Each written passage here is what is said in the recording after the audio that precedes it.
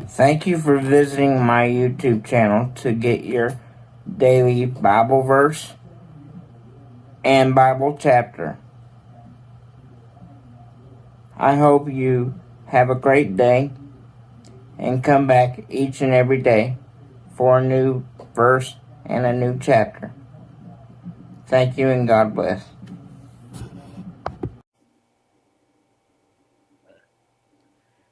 2 Kings 17. Hoshea of Israel. In the 12th year of King Ahaz of Judah, Hoshea, son of Elah, became king of Israel. He ruled from Samaria for 9 years. As God was concerned, he lived a bad life, but not nearly as bad as the kings who preceded him.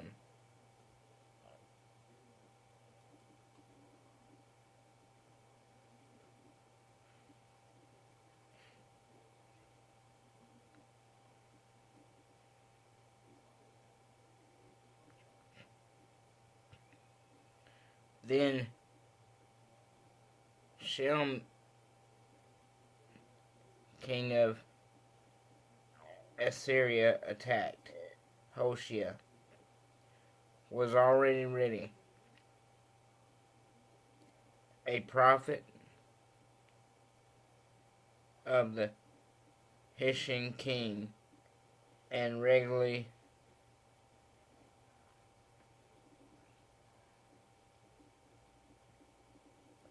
sent him tribute, but Shal discovered that Hoshea had been operating traditionally behind his back, having worked out a deal with the king of Egypt, and added insult to injury. Hoshea was way behind on his annual payments of tribute to Assyria. So the king of Assyria arrested him and threw him in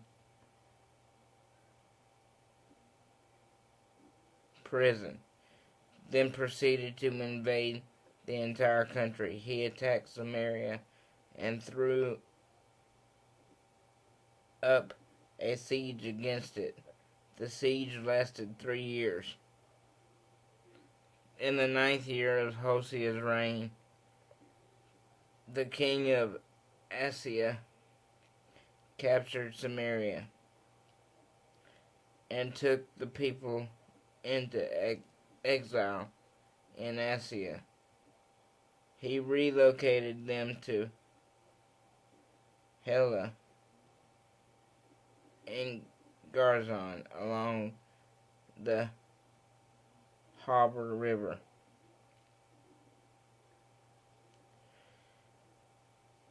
And in the towns of the Medes. The exile came about because of sin. The children of Israel sinned against God,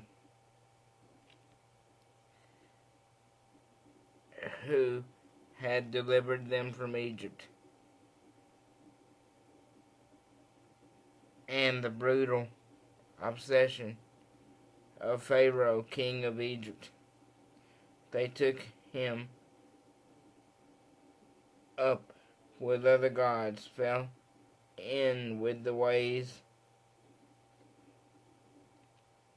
of life of the pagan nation God had chased off, and went along with whatever their kings did. They did all kinds of things on the sly, things offensive to their God, then openly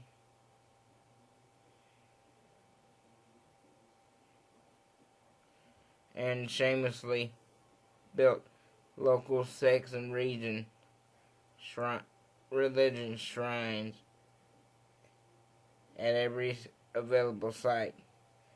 They set up their sects and religion symbols at practically every crossroad. Everywhere you looked, there was smoke from their pagan offerings to the deities, the identical offerings that had gotten to the pagan nations off into exile. They had accumulated a long list of evil actions, and God was fed up with their persistent worship of gods carved out of dead wood or shaped out of clay. Even though God had plainly said, "Don't do this ever."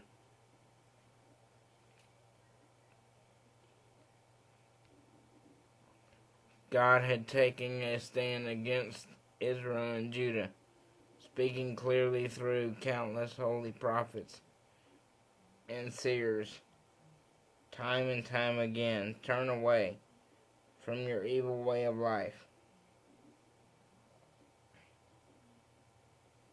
Do what I tell you, and you have been telling you in the revolution I gave you your ancestors, and of which I kept reminding you ever since through my servants and prophets. But they wouldn't listen. If any, they were even more bullheaded than their stubborn ancestors, if that's possible.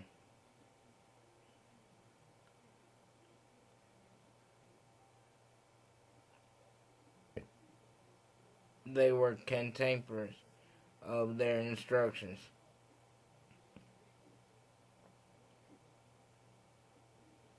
The Solemn and Holy Covenant he had made with their ancestors, and of his repeated reminders and warnings, they lived a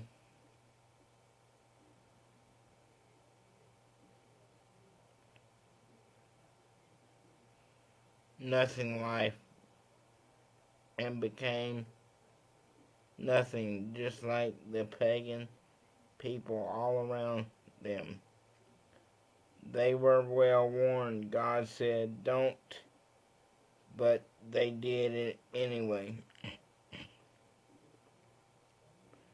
They blew out everything their God, had told them, and replaced him with two statue gods shaped like bull calves.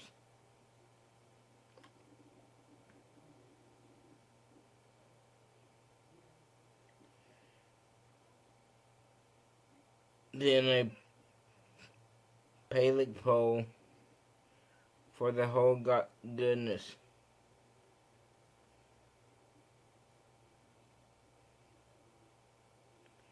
Godliness, and frequent the sex and religious shrines of Baal.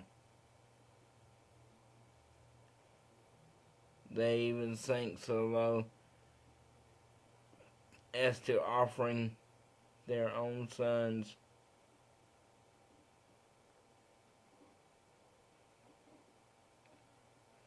and daughters as sacrificial burnt offerings.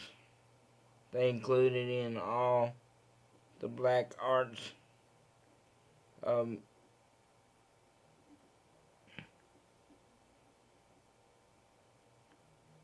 of magic and Sarai. In short, they prostituted themselves to every kind of evil available to them. And God had enough.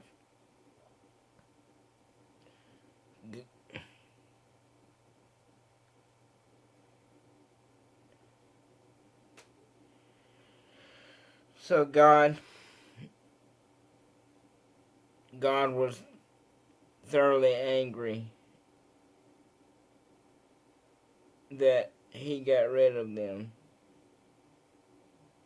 got them out of the country for good until the only tribe was left. Judah actually wasn't much better for Judah. Also failed to keep God's commitment, falling into the same way of life that Israel had adopted.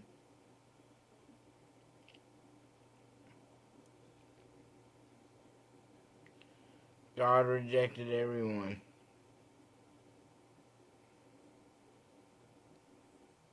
Connected with Israel, made life hard for them, and permitted everyone with a mind to exploit them to do so.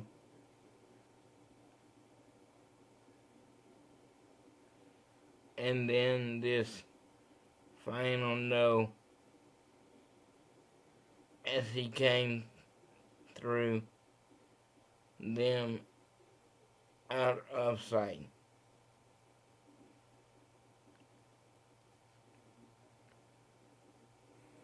Back in the time that God ripped Israel out from their place in the family of David, they had made Jeroboam, son of Nebat, king.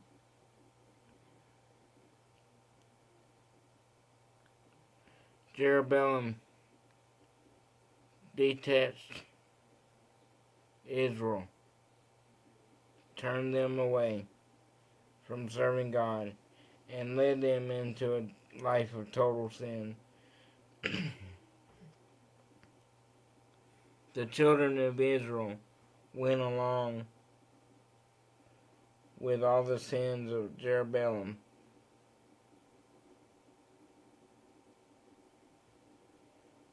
Did.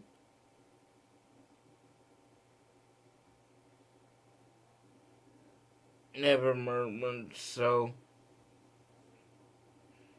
much as a word of protest. In the end, God spoke a final no to Israel and turned his back on them.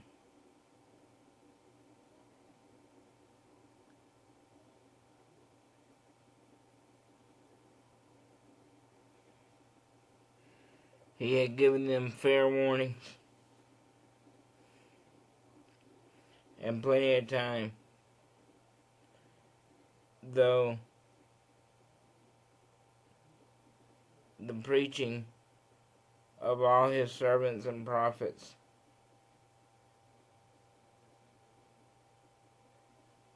he exiled Israel from her land to Assyria. And that's where they are now.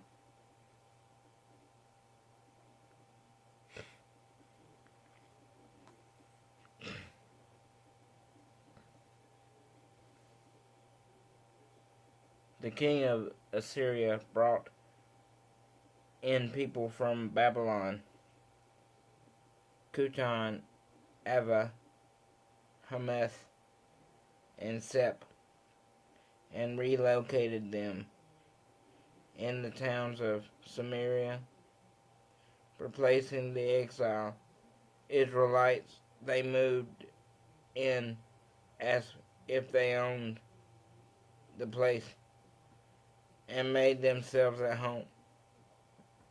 When the Assyrians moved in, God was just another god to them, neither honored nor worshipped him. Then God sent lions among them, and people were mauled and killed.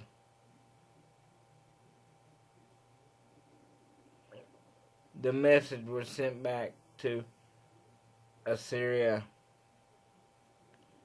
The people you brought in to occupy the towns of Samaria don't know what's expected of them from God of the land.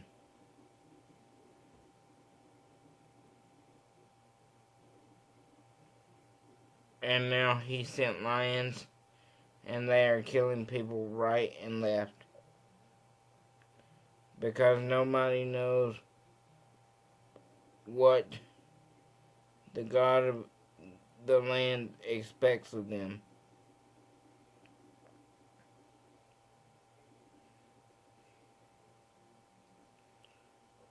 The king of Assyria ordered, "Send back some priests who were taken into exile. They can go back and live there and instruct the people in what the God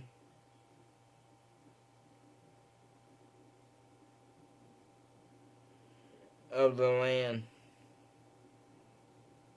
expects of them." One of the priests who'd been exiled from Samaria came back and moved to Bethel. He taught them how to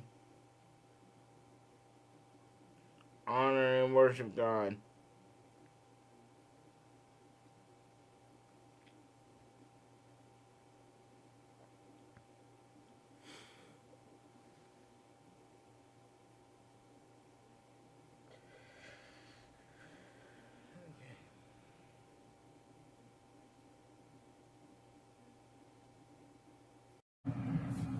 Second Chronicles 7:14. If my people who called by my name will humble themselves, pray and seek my face, turn from their wicked ways, then I will hear them in heaven, and I will forgive their sin and will heal their land. Second Chronicles 7:14. If my people who called by my name will humble themselves and pray and seek my face, turn from their wicked ways, then I will hear from heaven and will forgive them their sin and will heal their land. One of my favorite verses is Philippians 4:13, and it says, "I can do all things through Christ who strengthens me." If you have your own favorite verse, please put that down below and let me know what it is. And always remember to smile, because you never know what a smile can do for someone's day. Thank you, and God bless. Thank you for watching today's video. Please remember to like, comment, and subscribe so you can remember to watch each and every day's video. Thank you for the ones that have been with me from the beginning. Please help me expand my ministry. Thank you, and God bless.